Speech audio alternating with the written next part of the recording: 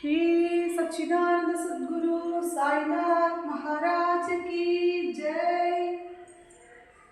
श्री साई सुत्सरित पारायणம் அத்தியாயம் 5. காணாமல் போனதும் ஷிரடிக்கு திரும்பி வந்ததும். முன்பு சொன்ன கதையை தொடர்வோம். திடீரென்று சாயி காணாமல் போனது, மறுபடியும் சாந்த் பாட்டிலின் கோஷ்டியுடன் திரும்பி வந்தது, இவை பற்றிய விவகாரங்களை கூறுகிறேன், கேளுங்கள்.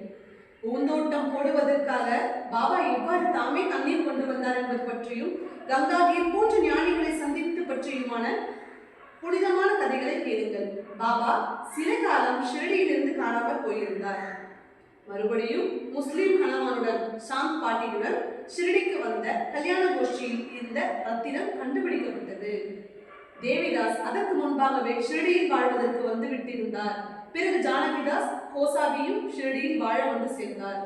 இந்த விவரங்களை எல்லாம் விஸ்தாரமாக சொல்கிறேன், கேட்பவர்களை பயபக்தியுடன் கேட்கும்போது ஆழ்ந்த கவனமும் வையுங்கள். சாந்த் பாட்டில் என்னும் பெயர் கொண்ட பாக்கிய சிலரான முஸ்லிம் ஒருவர் அவுரங்காபாத் ஜில்லாவை சேர்ந்த தூப்கேடா என்னும் கிராமத்தில் வாழ்ந்து வந்தார். ஒருமுறை அவுரங்காபாத் பிரயாணத்தில் அவருக்கு பெண் குதிரை தொலைந்து போயிற்று. 2 மாதங்கள் தேடியும் கிடைக்கவில்லை. இனிமேல் இது கிடைக்காது என்றெண்ணி பாட்டில் முற்றிலும் மனமுடைந்து போனார். குதிரையை இழந்தது பற்றி துக்கமும் வேதனையும் அடைந்தார். கடைசியில் அவர் குதிரையின் சேலத்தை முதுகின் மேல் போட்டுக்கொண்டு வந்த வழியே வீடு திரும்பினார். அவுரங்காபாத்தில் இருந்து 9 மைல்கள் கடந்து வந்த பின் பாதையோரத்தில் ஒரு மாமரம் இருந்தது. மாமரத்தடியில் சாந்த்பாயி அந்த மனிதருள் மாணிக்கத்தை கண்டார். கப்னியாடை, கையில் தொப்பி, கமகத்தில் சர்க்கா, புகையிலையை கசக்கி சில்லிமில் அடைத்துக் கொண்டிருந்த போதே ஒரு விசித்திரமான சம்பவம் நடந்தது. சாந்த் பாட்டில் அந்த வழியாக போகும்போது பக்கீர் கூப்பிடும் சத்தம் கேட்டது. ஓய், இங்கு வாரும், கொஞ்சம் சில்லி பிடித்து விட்டு போகலாம். வந்து இந்த நிழலில் சிறிது நேரம் இளைப்பாயினும் என்று பக்கீர் அழைத்தார். பக்கீர் அப்பொழுது கேட்டார், இந்த சேனம் எதற்காக? பாட்டில் பதில் உரைத்தார், என்னுடைய பெண் குதிரை தொலைந்து போயிட்டது ஐயனே. பக்கீர் சொன்னார், போம், அந்த ஓடை கரையில் தேடும்.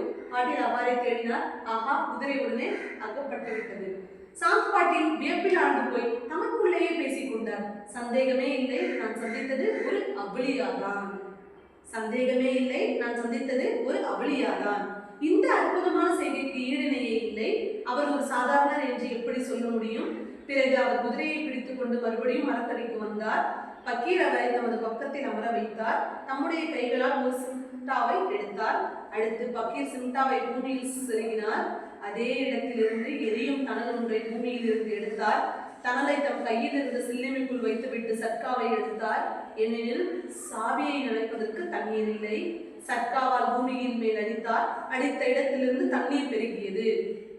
சாவியை நீரில் நனைத்து சில்லிமை மேல் சுற்றி கொண்டார். சில்லிமில் சிறிது புகைப்பிடித்து விட்டு சாந்த் பாட்டிலையும் புகைப்பிடிக்க வைத்தார். இதையெல்லாம் பார்த்த பாட்டிலுக்கு அதை சுற்றி மயக்கம் வரும் போல் இருந்தது. பாட்டில் பக்கீரை தமது சர்க்காவினோடு வீட்டிற்கு வழங்கை தந்து தமது இல்லத்தை புனிதப்படுத்துமாறு வற்புறுத்தினார். இம்மாதிரியான லீலைகள் புரிவதற்காகவே இவ்வுலகத்திற்கு வந்த பக்கீர் பாட்டிலுக்கு இவ்வனுகிரகத்தை செய்தார். அடுத்த நாள் பக்கீர் பாட்டிலுடன் தங்குவதற்காக கிராமத்தில் உள்ளே சென்றார். சிறிது காலம் அவருடன் தங்கினார். பிறகு ஷிரடிக்கு திரும்பி வந்தார். சாந்த் பாட்டில் தூப்கேடாவின் கிராம அதிகாரி. அவருக்கு மனைவியின் மருமகன் ஷிரடியிலிருந்து ஒரு பெண்ணை மனம் செய்வதற்காக நிச்சயிக்கப்பட்டிருந்தது. மனைவியின் இந்த மருமகன் கல்யாணம் செய்து கொள்ளும் பருவத்தை அடைந்தான். ஷிரடி கிராமத்து பெண்ணை மனம் செய்து கொள்ளும் பாக்கியமும் பெற்றான். ஆகவே மாட்டு வண்டிகளுடனும் குதிரைகளுடனும் கல்யாண கோஷ்டி உரிய காலத்தில் ஷிரடிக்கு கிளம்பியது. பாபாவும் சாந்த் பாயின் மீது இருந்த பிரியத்தால் கோஷ்டியில் சேர்ந்து கொண்டார். கல்யாணம் நடந்து முடிந்ததும் கோஷ்டி ஷிரடியிலிருந்து தூப்கேடா திரும்பியது. பாபா மட்டும் ஷிரடியிலேயே தங்கிவிட்டார். ஷிரடியில் நிரந்தரமாகவே தங்கிவிட்டார். ஷிரடிக்கு பொற்காலம் பிறந்தது. அழிவற்றவரும் புராதனதுமான சாயி ஹிந்துவும் அல்ல, முஸ்லீமும் அல்ல. அவருக்கு ஜாதியும் இல்லை, வம்சமும் இல்லை, குலமும் இல்லை, கோத்திரமும் இல்லை. ஆத்ம ஞானமே அவருடைய உண்மையான அடையாளம். சாயி சாயி என்று மக்கள் அவரை அழைத்தனர். அது அவருடைய பெயரா என்ன? இல்லவே இல்லை. மரியாதை நிமித்தமாக அவர் சாயியே வருக என்று அழைக்கப்பட்டார். அப்படிதான் அவருக்கு அந்த பெயர் ஏற்பட்டது. கல்யாண கோஷ்டியுடன் கண்டோபா கோயில் அருகில் மகள்சாபதியின் களத்திற்கு அருகில் வந்த பாபா அன்றுதான் இது நடந்தது. ஆரம்ப காலத்தில் அந்த களம் மகள்சாபதிக்கு சொந்தமாக இருந்தது. பிற்காலத்தில் அமீர்பாய்க்கு சொந்தமாயிற்று. கல்யாண கோஷ்டி வந்தபோது அவ்விடத்தில் தான் ஆலமரத்தடியில் வந்து இறங்கியது. கண்டோபா கோயிலுடைய வளாகத்தில் மாடுகள் வண்டியில் இருந்து பூட்ட விழுந்து விடப்பட்டன. பாபாவும் கல்யாண கோஷ்டியில் இருந்த அனைவருடனும் அங்கு இறங்கினார். இவ்விடம் பக்கிரி வண்டியில் இருந்து இறங்கிய போது மகள்சாபதி தான் அவரை முதலில் கண்டு சாயியே வருகை என்று வரவேற்றார். அதன் பிறகு மக்கள் அவரை சாயி சாயி என்று அழைத்தனர். அப்பெயரை நினைத்து விட்டது. அவர் மகள்சாபதியின் முற்றத்தில் சிறிது நேரம் சில்லில் போய்த்தார். பிறகு அங்கிருந்து தங்குவதற்காக மசூதிக்கு சென்றார்.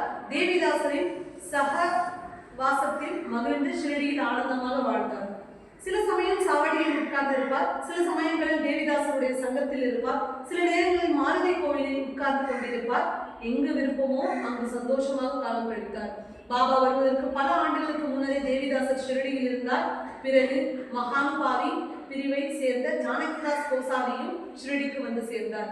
இந்த ஜானகிதாசரோடு பாபா பேசிக்கொண்டு உட்கார்ந்திருப்பார், அல்லது பாபா எங்கிருக்கிறாரோ அவங்க போய் ஜானகிதாசர் உட்கார்ந்திருப்பார்.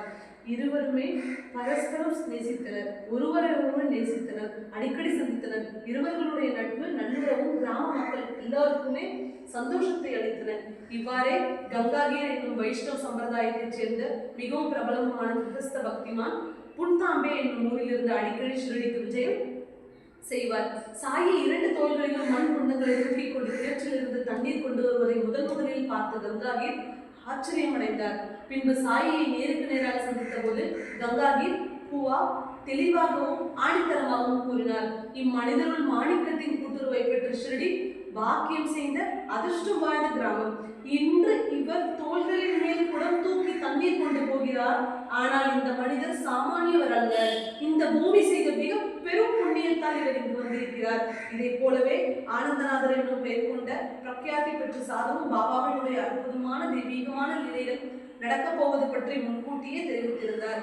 மகா பிரசித்தி பெற்ற இந்த ஆனந்தநாதர் ஏவலா என்னும் கிராமத்தில் மடமொன்றை ஸ்தாபித்தார். ஷிரடி மக்கள் செல்லுடன் ஷிரடிக்கு வந்தார். ஆனந்தநாதர் அக்கல்கோட் மகாபுருஷரின் சிஷியர். அவர் சாயியை நேருக்கு நேராக பார்த்தபோது சந்தோஷத்தால் கூவினார், இதோ ஒரு ரத்தினம், பிரதட்சியமான ரத்தினம், இன்று யாராலும் கவனிக்கப்படாத குப்பைக்குள் அழிந்திருக்கலாம். ஆயினும் இது ஒரு ரத்தினமே, கூழாங்கல் அன்று, ஞாபகத்தில் வையுங்கள். இவையே பாபா இளைஞராக இருந்த போதே ஆனந்தநாதர் சொன்ன வார்த்தைகள். நான் சொன்ன இவ்வார்த்தைகளை நன்கு மனதில் வைத்துக் கொள்ளுங்கள். பிற்காலத்தில் உங்களுக்கு இது ஞாபகத்திற்கு வரும். இவ்வாறு அவர் நடக்கப் போவதை முன்கூட்டியே தெரிவித்துவிட்டு ஏவலாவிற்கு திரும்பி சென்று விட்டார். சாயி அப்பொழுதெல்லாம் தலைமுடியை நீளமாக வளர்த்து கொண்டார். மொட்டை அடித்துக் கொள்ளவே மாட்டார். சாயி இளைஞனாக இருந்தபோது பயிர்மானை போல் உடை அணிந்திருந்தார். எப்பொழுது ரஹதாவிற்கு சென்றாலும் துலக்கா சாமந்தி செடிகளை மல்லிகை செடிகளையும் கொண்டு வருவார். தரிசு நிலத்தில் நட்டு தவறாத தினமும் தண்ணீர் ஊற்றுவார். வாமன் தாத்தியா என்ற சாயி பக்தர் தினமும் 2 சூளையிடப்படாத, அதாவது வெயிலில் காய வைக்கப்பட்டவில்லை பானைகளை கொடுப்பார். பாபா தம்முடைய கைகளாலேயே செடிகளுக்கு தண்ணீர் ஊற்றுவார். கிணற்றின் பக்கத்தில் இருந்து கத்தொட்டியில் இருந்து குடங்களில் தண்ணீரை தோள்களின் மேல் சுமந்து செல்வார்.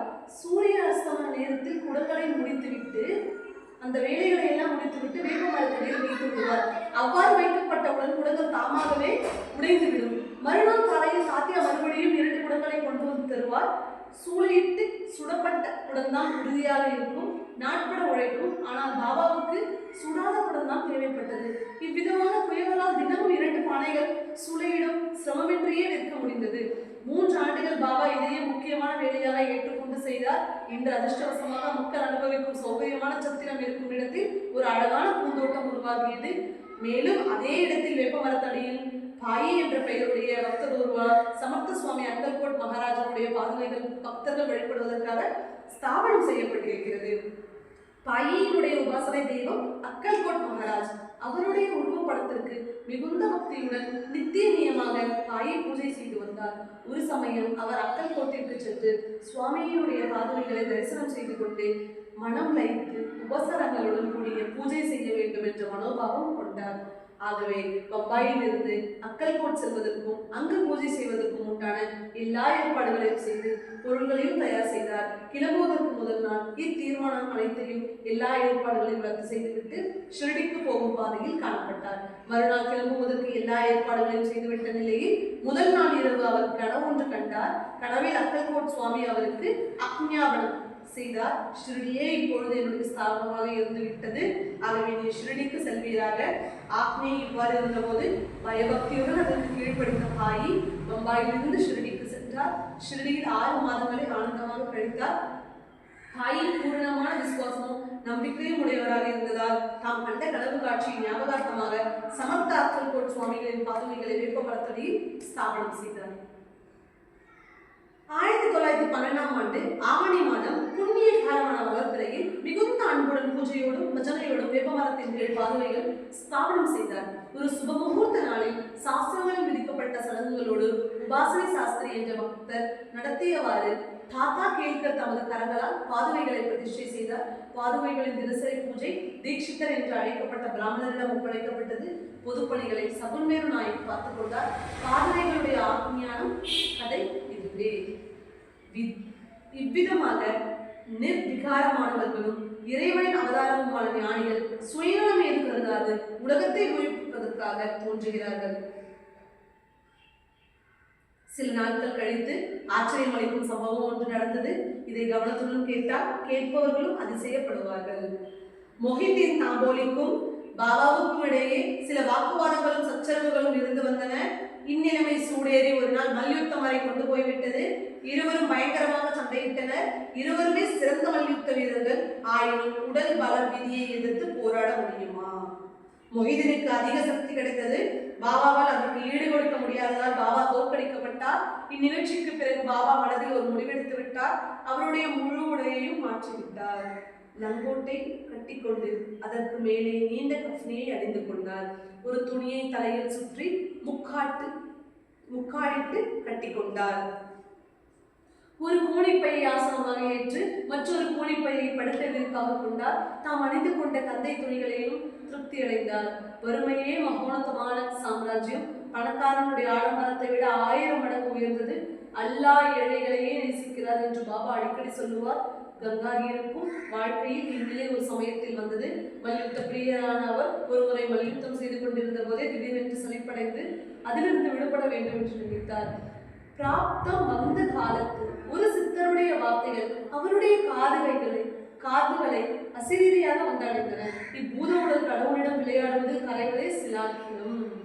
அவர் மல்யுத்தம் செய்து கொண்டிருந்த போதே அனுகிரகமான வார்த்தைகள் அவருடைய காதுகளில் விழுந்தன.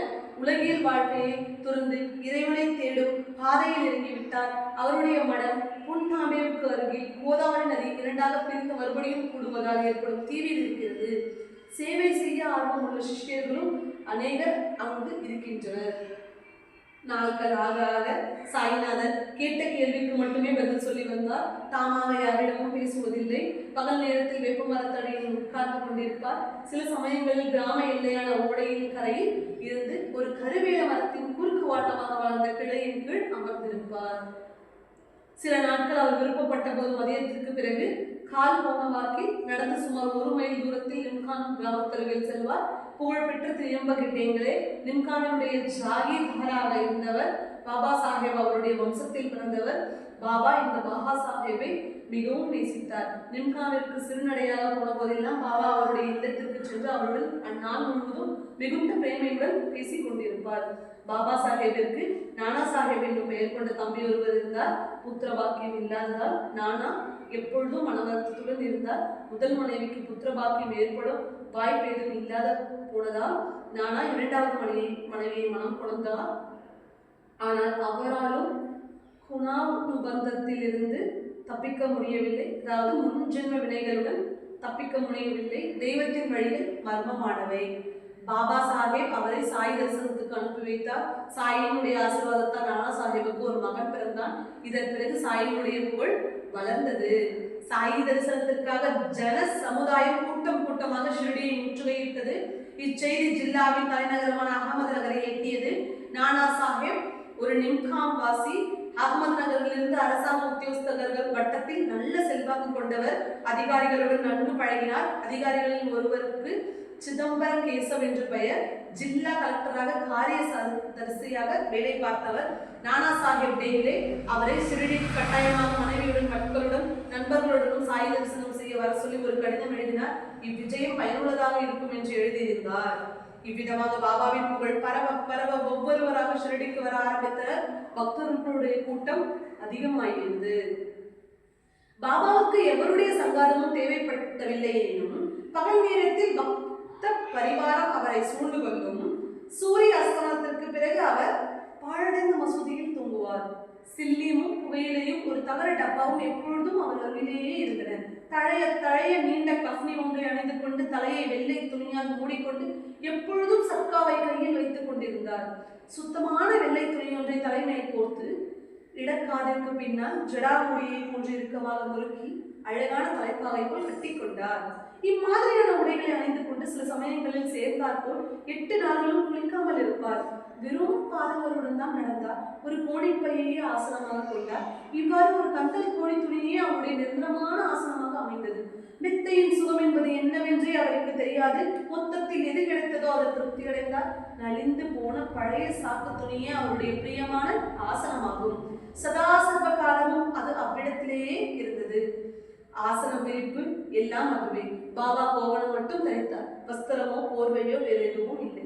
குளிரை விரட்ட துணி இருந்தது. இடக்கையை கிராதியின் மீது வைத்துக் கொண்டு தெற்கு பார்த்தவாறே கோணிப்பை ஆசனத்தின் மீது உட்கார்ந்து கொண்டு தம் எதிரில் இருந்த துணியையே பாபா உற்று பார்த்து கொண்டிருப்பார்.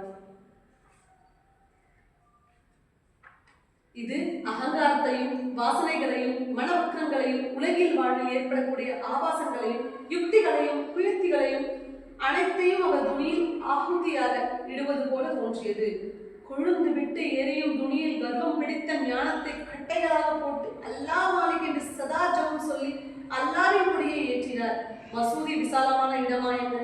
2 தூணங்களுக்கு இடையே இருந்து சிறிய இடம்தானே. இங்கேதான் அவர் உட்கார்ந்தார், வளைய வந்தார், எல்லாரையும் சந்தித்தார், உறங்கினார், வசித்தார்.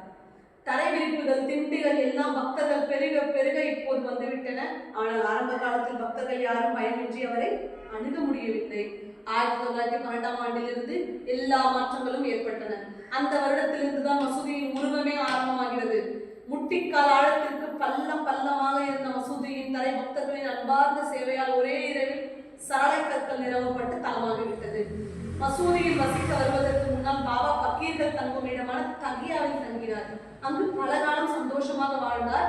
இந்த தகியாவில் வசித்த போதுதான் பாபா கால்களில் சதங்கை கட்டி கொண்டு கஞ்சராவின் தாளத்திற்கு ஏற்றவாறு நல்லமாக நடனமாடினார். இனிமையான குரலில் பாடலும் செய்தார். ஆரம்ப காலத்தில் சமர்த்த சாயி விளக்குகள் பல ஏற்றுவதில் மிக ஆவல் கொண்டிருந்தார்.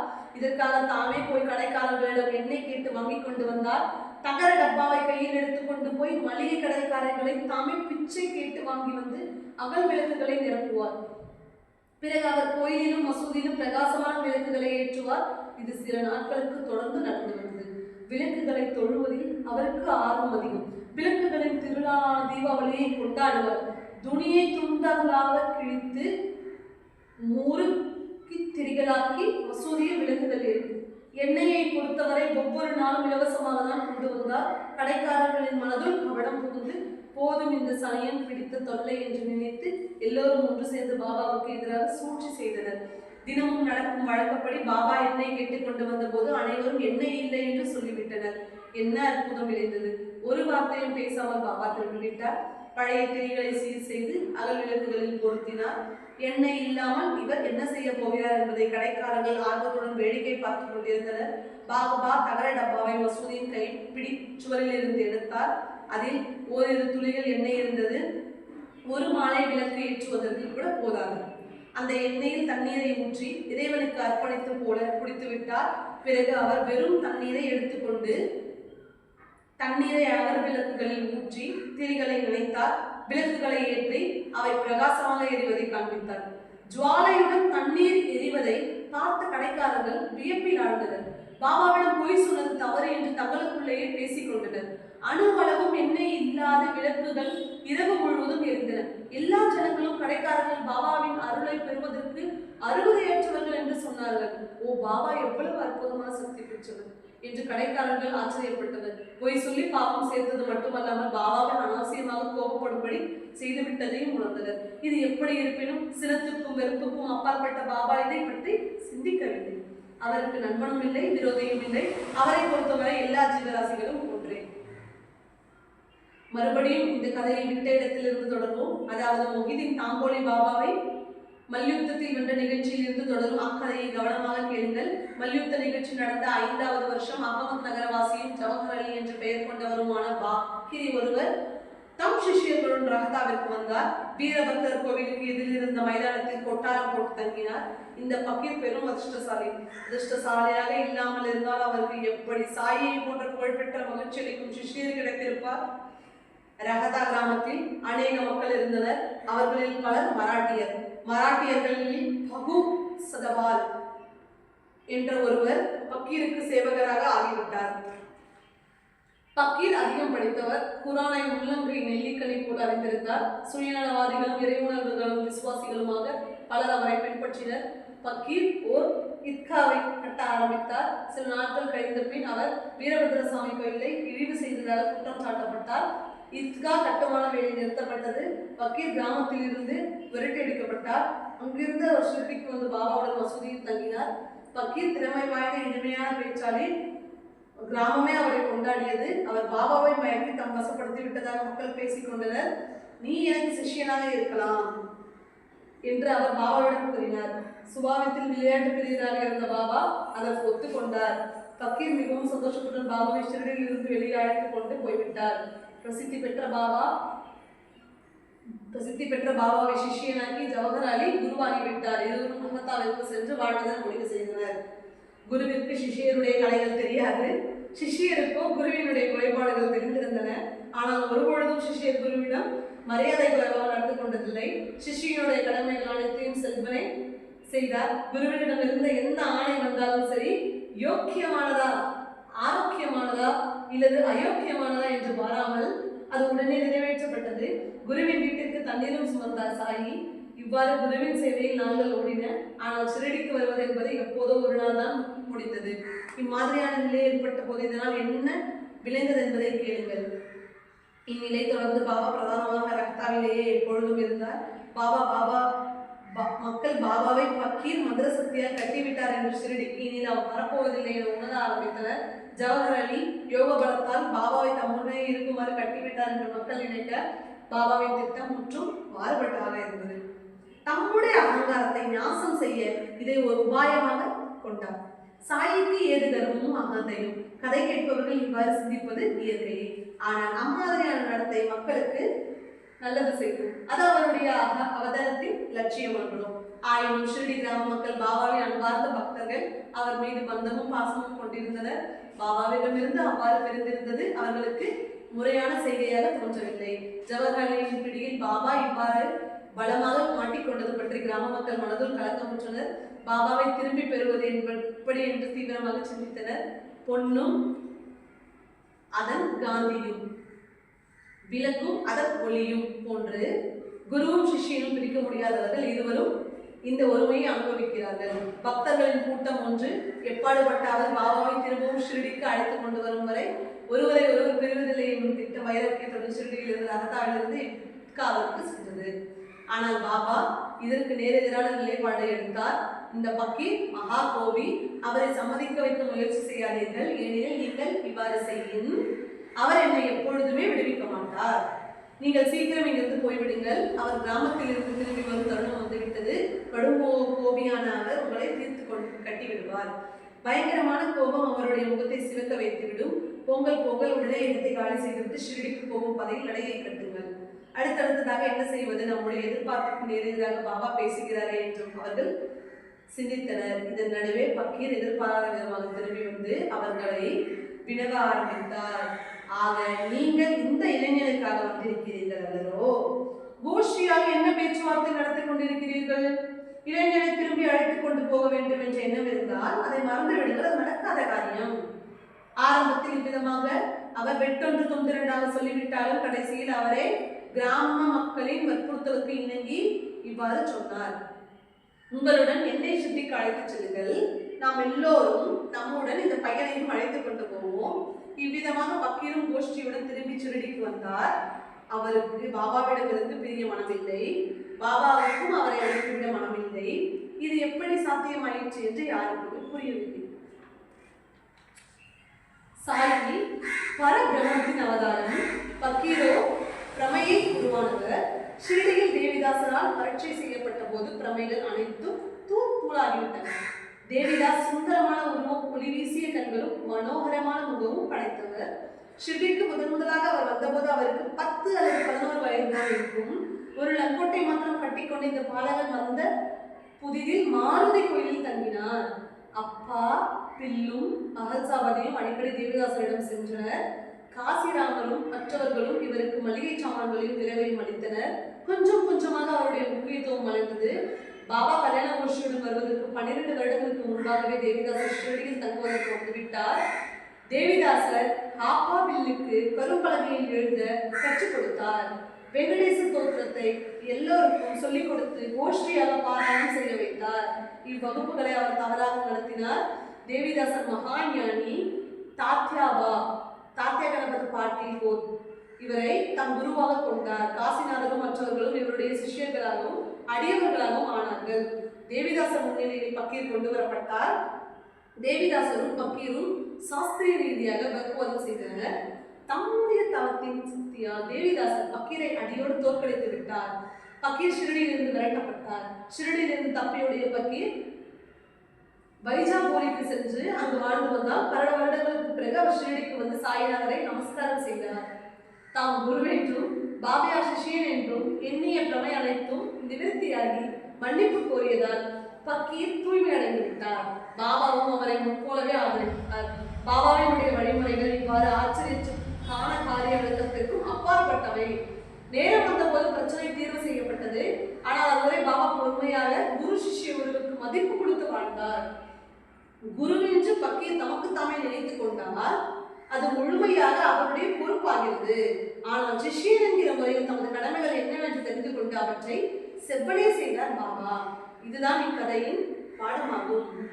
ஒருவர் குருவின் இடம் பரிபூர்ணமான சரணாகதி அடைந்துவிடவும், குரு அவரை தம்முடைய சிஷ்யராக முழு மனதுடன் ஏற்றுக்கொள்வதை விடவும் உயர்ந்த விஷயம் உலகத்தில் வேறு எதுவும் இல்லை. இந்த பரஸ்பர உறவு ஏற்படாமல் உலக வாழ்வின் சமுத்திரத்தை எவராலும் கடக்க இயலாது. இக்கதையின் முக்கியமான பாடம் இதுவே.